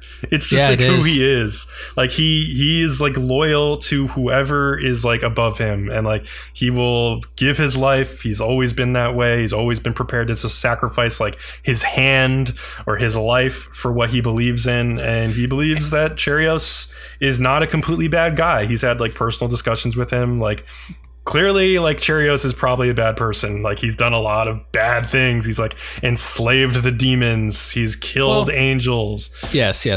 Well, also, Jean and Azazel want to kill Cherios specifically because they think he had a hand in Muguru's death, which he did not. And Kaiser knows that he did not because he knows it was what's his name? Chicken shit. Alisand. Yeah, chicken shit. So like, he has that information. These other characters do. So you could also view this as him saving them from killing a person unjustly and then having to regret that. Sure. Yeah. I mean, what he did makes total sense to me. I don't have a problem with it at all. Yeah, I really don't. Like, it's the least of my problems with anything that happens in the last like couple episodes here. And like, as a side note, I've been rewatching Virgin Soul from like the beginning with a group of friends, and they're all absolutely loving it. And they're like especially blown away by like the consistent quality of the animation, and they're just loving all the characters. So it's been really fun to go back to the beginning at the same time that I'm finishing off the end of this season. I'm surprised you missed that the first time, because I remember watching it, episode by episode, and that was just a resounding thing that like the whole community was like, why is every episode look so stinking good? Yeah. And we all knew it was based off a mobile game. I actually played this game. So we were expecting absolute garbage. And that on itself just blew us away when we were like, this is actually a really good show. So, yeah, and to see them do a second season and just, pretty much kill it again is just fantastic. I will say at the end of this episode, I was like a little bit like hesitant because like it seems like they're just going to have to defeat Bahamut again. And like just going into the last episode, I just really want Amara to come into play somehow. Like I really want closure with her character. I know it hasn't been like completely built up this season, but Favreau has been like having these visions of Amara like every one of the past couple episodes. So like if Bahamut's back, that means Amara is back. So I want to see how that plays out. I'm really looking forward to the final episode. So yes. And darn it, I can't say this stuff because we have to talk about the other episode. Yeah, we do. We do. All right. Can we move on, please? Yeah, let's move on to the next show. All right. Now we are at Made in Abyss. Episode 12. The True Nature of the Curse. And it does a very good job of living up to this title. It does. Which is really cool because I really can't think of any other form of media that has actually described how a curse works. Yeah, like physically. Yeah. I don't know. Well, I'd have to think about it. But there's probably some things, but like most of the time they just, it's magic, so it's a curse. But like they give like a little theory and how it actually works in the background. And why curses are called curses and not a magic spell. Yeah. So yeah, I was just really cool, and I really want to give the show props for that. But we go back to the orphanage where we see that Kiyui, the little boy, has come down with a very bad fever and has to be taken to the caravan fleet for now. Apparently, there has been something going around called the birthday death disease. As of lately, a lot of people have been dying the same day as their birthday. They get Kiyui onto the ships, and he is literally instantaneously 100% better. Yeah. Leader and Mio is this pharmacist that he asked for help from, kind of ponder what this could mean. Mio thinks it almost seems like a curse at this point, and it makes her think of the strange things that happen to you when you're in the Great Pit in another world. So she's automatically linking it to the pit, where an episode or two ago, they, I think Nanachi said that like even the curse affects up on the upside sometimes also. Yeah, definitely. So I think that's what's going on. But I don't know why it's like on their birthday. Like that's strange, but I don't know. Yeah, and it's only like happening to like the young children. So yeah. So now we go back to Regu, who's still pondering what that flashback he had was on his way back to the little hut. When he gets there, Mitty is like slobbering all over Rico and trying to fit her in its mouth, and Regu tries to scare it off, but he just hurts her feelings instead. Nanachi's like, hey, don't worry, she would never even harm humans. She says she used to be a girl around Rico's age and might just feel attached to her somehow. Nanachi also explains that she got the antidote for the orb piercer's poison from Mitty. Apparently Mitty is like immune to all poisons. And I think it's next episode we basically find out she's immune to a lot of just things. Damage in general. Yeah. And so Nanachi used her blood, to make the antidote. This prompts Regu to ask who exactly the two of them were before they became hollows. Nanachi doesn't tell and finishes her stew that looks like black sludge. Regu is hesitant, and after he takes a bite, confirms it is terrible. But Nanachi is surprised he thinks it's bad and explains this is what she usually eats and hasn't ever had the chance to eat tasty food before. Yeah. That night, Regu asked Nanachi, I thought it was night. It was not. They were just like evening. Regu asked Nanachi if she knows of a way to avoid the curse of the abyss. She finally relents, and they go outside where Nanachi spreads out a clear sheet for both of them to get under. She says that she is a grade 3 relic called Fogweave that's basically just a very thin piece of cloth. She says the curse is just like this. It's piled on top of us in layers, and when you suddenly pass up through it, that's when the curse takes effect. Descending doesn't affect you because it's like inverted thorns. The curse comes from the force field that gets the light all the way down into the abyss and is weaker at the edges, even to the point where Nanachi's hut isn't affected by the curse at all. Also, the force field can respond to a living creature's consciousness and alter its flow. The deeper you go, the denser and stronger the force field becomes. Nanachi borrows Regu's helmet and attaches a device to it, saying she will let him experience it for himself. We then go to a scene of Mitzi still hanging over Rico, who is like grunting in her sleep from a nightmare she's having. In the nightmare, she's in the dark and sitting in front of like a hole that would be in a wall with an eye pressed on it on the other side. And it's Fred Krueger. And on the other side, he tells Regu to come out and play biatch. That's just not what happens. Just some more Rick and Morty shit. That's a great episode. He's like, biatch. Yeah. Nah, I'm kidding. But Rico presses her eye to like the other eye, and to me Rico that eye looked like Mitty's eye, so it felt like they were connecting through their dream, sort of. It's like Mitty, because she was sitting there crying, and it looks like Mitty was actually helping to console her a little bit in her nightmare. Yeah. But the device that Nanachi attached to Regu's helmet is a receiver, so the two can now talk from a distance. Nanachi sends Regu back out into the pools and has him move forward. He suddenly hears somebody blowing a whistle repeatedly and rushes towards the sound. He runs through the fog to find a black whistle cornered by an orb piercer. Nanachi suggests they try to save their new visitor, and he must do exactly as she says, no matter what happens. This is Nanachi is Morpheus to Regu's Neo in this scene, and she'd be like, do exactly what I say, move when I tell you to. It's like that scene from The Matrix. Oh, where he's in the office? Yeah, exactly. Yeah, it's just like that. It is. Nanachi says, I'm going to show you how I see the world now. She tells him to look up and completely commit to it. Regu at first is like, are you insane? But Nanachi reassures him it will work if he fully commits. He finally does, and when he does, we get this strange visual effect that happens to him. She then tells him to quickly jump to the right and grab on, and when he does, he's shocked to find that he's grabbed onto the orb piercer's like big nose thing. Nanachi tells him to not let go as he gets like flung around, and the organ he has a hold of is what it uses to sense the force field. Without it, it is confused and immediately goes for the kill. It stabs Regu, and Nanachi says to quickly wrap his arms around him to tie him down. Now that's pinned, Nanachi says to beat it into a pulp. Regu remembers what it did to Rico, and he has his cannon arm grabbed onto it and actually fires his cannon arm. But the orb piercer sheds its spines to escape, and it seems to have surprised, both of them. The blast creates a huge wall of steam, and when it clears, the orb piercer is gone. What's very important here is the beam surprises Nanachi Like, she's just blown away by this beam. She has seen it some other time. They don't get into it until the next episode, the final 48-minute episode.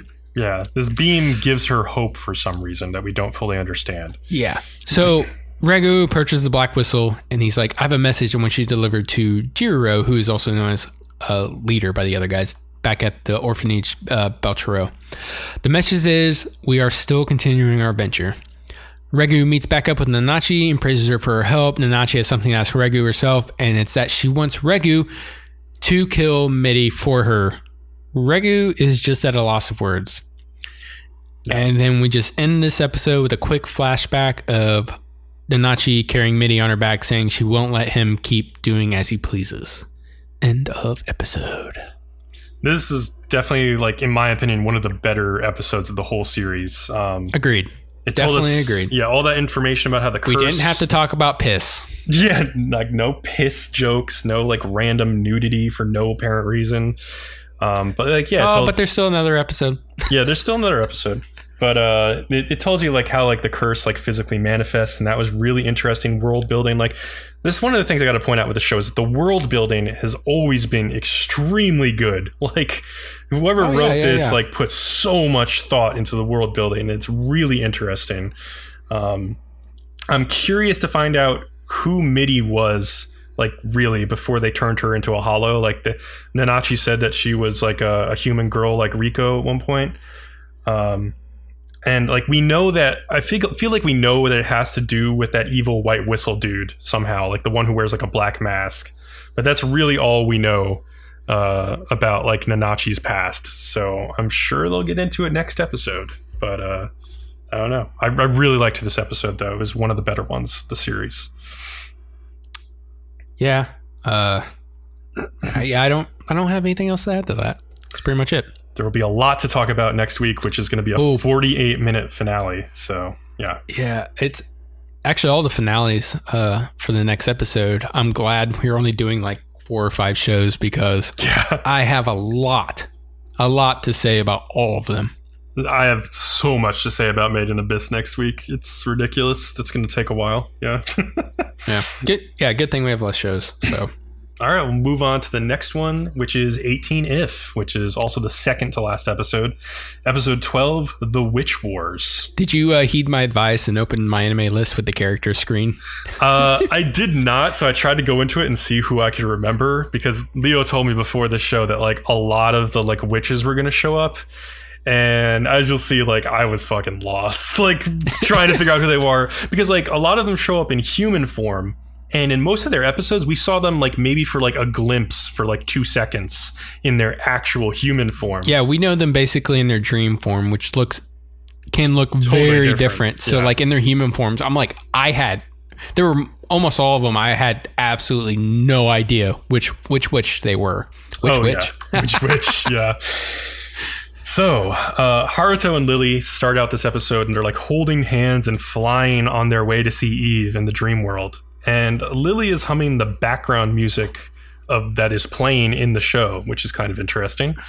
And she tells Haruto that one of the requirements of being a witch who protects Eve is to be an innocent virgin. So she produces a lily flower in her hand, pronounced in Japanese, by the way, as Yuri, and explains that lily flowers represent virtue. That's also not all that they represent, especially when it comes to anime. They definitely often are symbols of female homosexuality. I think sort of both things come into play here. So Katsumi is joined in the bar from last episode by several of the former witches who have woken up and stayed in contact with each other. And they all collectively like want to help find Haruto and wake him up. They look really barely like their counterparts in the dreams, like most of them. So it's very difficult to tell who like any of them is until they start talking about themselves a little bit. But one of them suggests that like the time that envelops Haruto is different from the timeline in the real world. And the girls also say that the people who have been in the dream world emit a visible aura, a glow around them. So they are able to identify each other outside of the dream. Katsumi was unaware of this. Haruto and Lily come upon a red door leading to Eve that they don't understand, but it has the same symbol above the door as it does in that guy who looks like Char Aznable. He's like the guy who's in a cathedral praying. He's part of the Thorn Cross Association, I guess. And he's praying for Eve to awaken. And he has that same symbol above his cathedral altar. And Haruto calls Katsumi, who rushes off to join him in the dream world. But he also leaves a headset behind with the witches so they can be in contact. When Katsumi arrives, he hears a woman singing, like Lily was earlier, and tells them, "That's my little sister singing." So they finally have found Katsumi's little sister. He also puts on some special goggles that finally, for the first time, allow him to like see Lily, who he really could never see before. She was always basically invisible. And Lily gets in contact with the witches by some sort of video chat. So the witches are like standing around in the bar, and like Lily is on like a laptop screen talking to them at the same time, it seems like. And one of the witches, who was like, I think the ice skater episode where she was actually really old and she'd been in a coma for a long time. She gets worried about Katsumi's sister, and so she says, "I want to go to the professor's lab and be there when she wakes up." So she leaves with like the bartender. And they go off to the professor's lab and leaving the other witches behind. Lily reasserts to Katsumi that their plan is to kill Eve, and only Haruto is capable of killing her. And if he doesn't, they will all die. And Haruto says he'll make his decision after meeting Eve, and he enters the door. And so as soon as they enter, like they come under a huge barrage of artillery fire from this fortress that's built into a cliffside. The Thorncross guy then like also notices back in his cathedral in the real world that there's a disturbance in the dream world because he has this chalice or goblet of water in front of him, and there's like a little bit of like a disturbance in that water. And so a witch appears in the dream world and introduces herself as the Witch of White Lilies, who guards Eve's door with her virtue. And Katsumi confirms, "That's my sister." But Lily says she can't read this witch's thoughts like the others, and Katsumi calls out her name, which is Yurina. Yuri, again, meaning lily flower, or white lily. Or I think Shiro Yuri would be like white lily. So yeah, the word lily or Yuri is really literally built into her name. They get hit with another artillery barrage as the sister doesn't recognize Katsumi. Lily figures it out, saying that she's been being controlled by Eve, and that's why she can't read her thoughts. And they must be in Eve's world, not Urina's world. And so two of the witches decide to visit a hospital back in the real world while this is going on to pay respects to their former doctor. It's kind of random that they just go there, but they're looking for Haruto, and they think maybe the doctor will know something. And so the doctor is the guy who kind of we thought looked like evil Haruto from the end of last episode.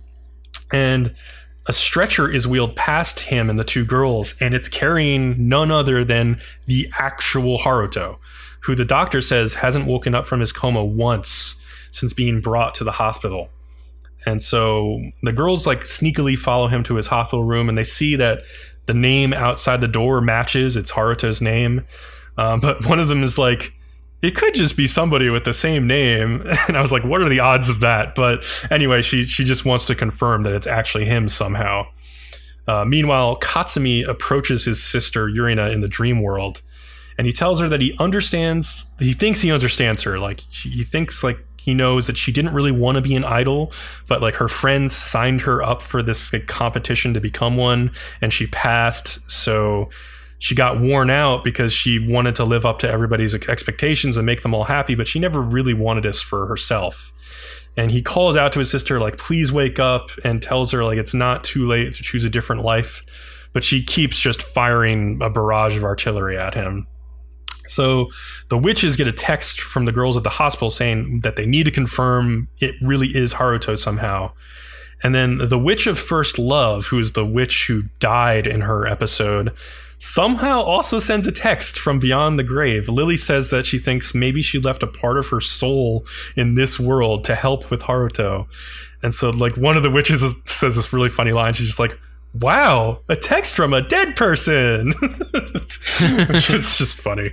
But yeah, they ask her for help, and so Kaio, which is her name, she shows up as like a ghostly apparition beside the girls in the hospital, and she's able to go inside the hospital room since she can float through the wall and confirm that it is indeed the real Haruto who's in this coma, who hasn't woken up this whole time.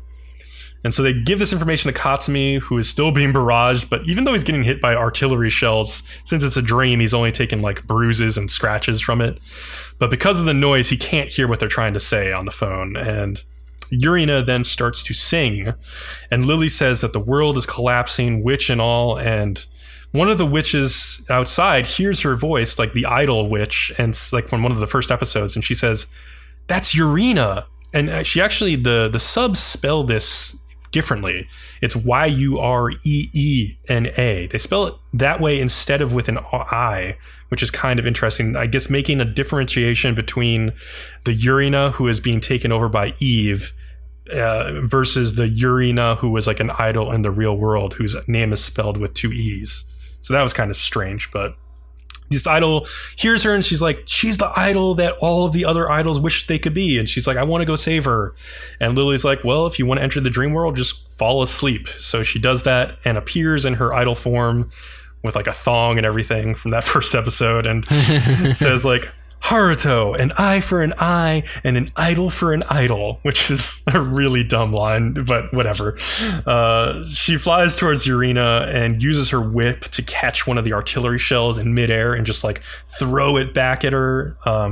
But however, like Yurina ends up being kind of too powerful and keeps driving her back.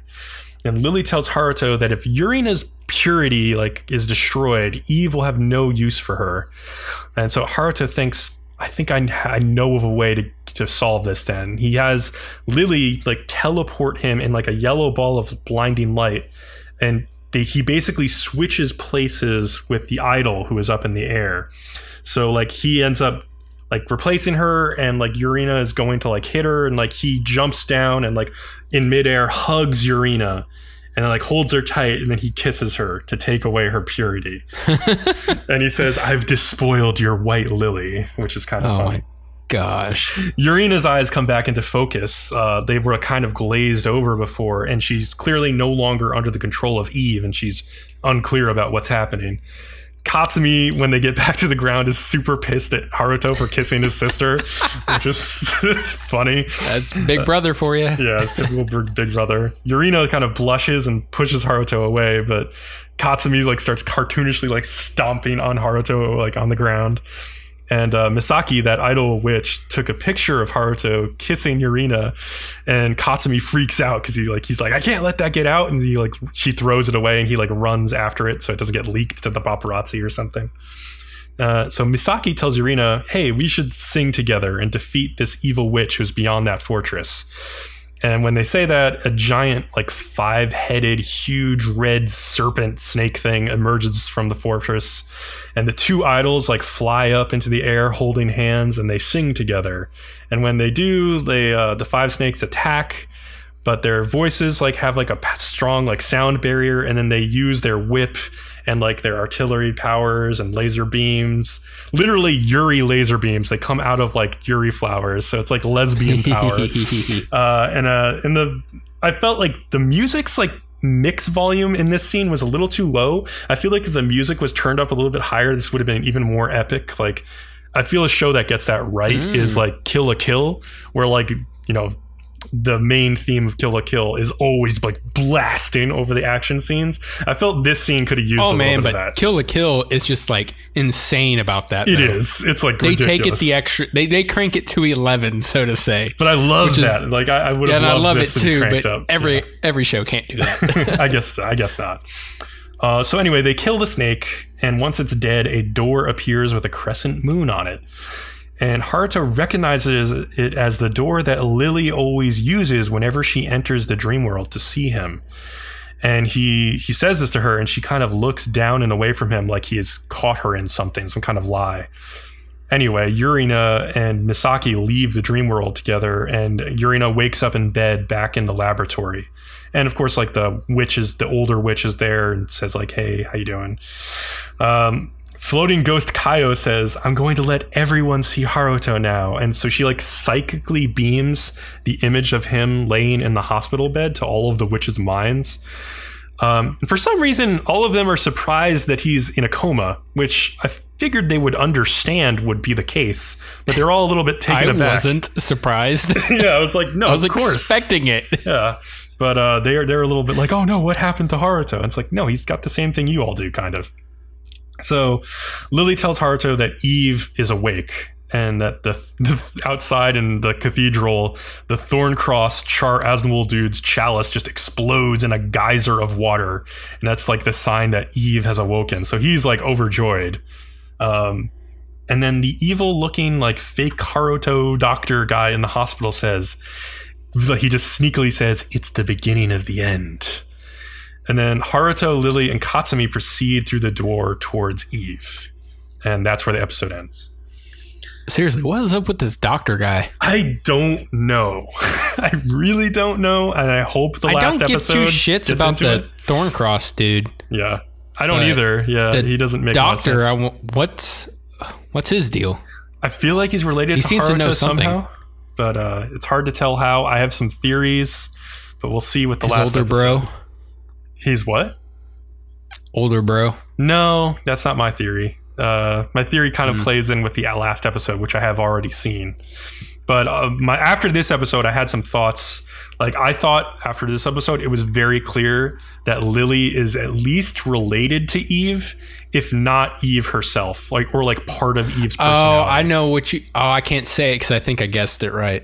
Yeah, I think I kind of maybe did too, but I won't say completely what it is. But, because she says, Haruto is the only one who can kill her, and because he's the only one who can see her, and, because Haruto is the only one who can kill Eve, she says, and Haruto is also the only one who can see Lily. So I feel like Eve and Lily are totally related somehow, especially with the same door and everything, all that stuff. But I like. So that makes for why Dr. Haruto and Sleeping Haruto might have some type of relation, also. Yeah, that's as in possibly being the Atom. Yeah, so if Haruto is Lily's brother, as she always kept saying, then he would be Adam to her Eve, if she is Eve. So yes, that it might play into that somehow. I liked how all the witches worked together to help save Haruto. But it was very cool. It was tough to get invested in their characters because I was like, who are you half the time? I was trying to remember who any of them were. So it was like having a bunch of strangers all introduced at once. But we'll see in the next episode. I think they'll probably be back in their dream forms in that episode. So it's easier to recognize them then. But yeah. All right. You ready to move on to the last show? Sure. Go for it. Have fun. All right, on Saturdays, the final show to close out. Action Heroine Cheerfruits, the second to last episode, episode 11, is called The Misery of Misaki Shirogane. So the Cheerfruits have made it to 4th in the idol rankings, and Misaki tells them they've been approved to hold a concert finally at the big cultural hall that her grandfather built before he died. And there's going to be a potential audience of 3,000 people since there's 3,000 seats. Bcom comes up with a new script for this performance, and they kind of act it out as if they were already doing it, which was a little confusing at first. I was like, did we just time skip to the performance? But no, it's just a rehearsal kind of in their heads, basically, as they're reading the script. It's pretty cool, I guess. Misaki reprises her character of the platinum cheerfruit and is brought into the group through a wormhole from another galaxy by this galaxy apple, which the cheerfruits have to fight the villains to gain control of. And so they read through the script, and the girls congratulate Mikan on doing a really good job, and even incorporating an apple into it, which is one of a sponsor wanted them to do. Because of the quality of the script and the other girls' support, Misaki agrees to actually appear in the upcoming performance as the character that Mikan wrote for her. And so Aoyama's like, okay, to get you ready, we're going to have you record a few lines. And so she goes back into her evil director mode, throwing ashtrays at Misaki when she doesn't do her best line deliveries, stuff like that. And then there's just like a montage of rehearsal scenes, and Misaki reports that she has some good news and some even better news after those. And the good news is that the venue has completely sold out, all 3,000 tickets. And the even better news is that they've decided to also live stream the performance on the internet and air it on TV. So unfortunately at that point, Misaki gets a call from her aunt who wants to come over and speak with her. And we don't see what they talk about, but the next morning the girls get a text from Misaki saying, I can't be in the performance. I have to go away for a while. And they basically are like, I don't know what's going on, but they decide to like believe in her and just wait. But we see Misaki with a suitcase in another scene, and she's getting ready to leave Hanano. And she remembers like a flashback of her grandfather like opening the performance hall and wondering like if maybe one day we could hold a national local heroine show there. And he was inspired by this group from like the town Manba called Nico Nico Ninja. And so he always wanted like them or somebody else to like show up and become like the local heroine of Hanano. She gets on the train to leave, but she remembers Roko from several episodes ago yelling at her for always running away. So she feels bad, but she leaves anyway. And Roko hears from her dad that like Misaki, boarded an outbound train with a big suitcase. So they wonder what went wrong with her, but they decide like there's no time. There's only 2 days till the performance. We just have to move on. So the next day, the girls get asked by like a local like salesman to sign some of his new goods. He wishes them luck at their last performance at the cultural center. And they're like, our last performance? What are you talking about? And he's surprised that Misaki didn't tell them. But apparently the demolition of the cultural center got moved up to like just after their performance. So that's clearly what Misaki is so upset about. So Roko is like, I'm going to go off to the prefectural office and try to change their minds. And gathers the other girls and says like, we need to visit the enemy stronghold. And we see like in Cheerfood's performance terms, like they're the heroes and the villain is like the prefectural office people who are this unforeseen third foe who has shown up in the final act. But like halfway through this like fake performance, they figure out like, oh wait, the prefectural governor is actually the wrong person. Like the Hanano city is actually the people tearing this hall down. So they're the right enemy. So they end the scene there. So the girls instead, they all go to Hitomi's office, and Hitomi is Misaki's aunt.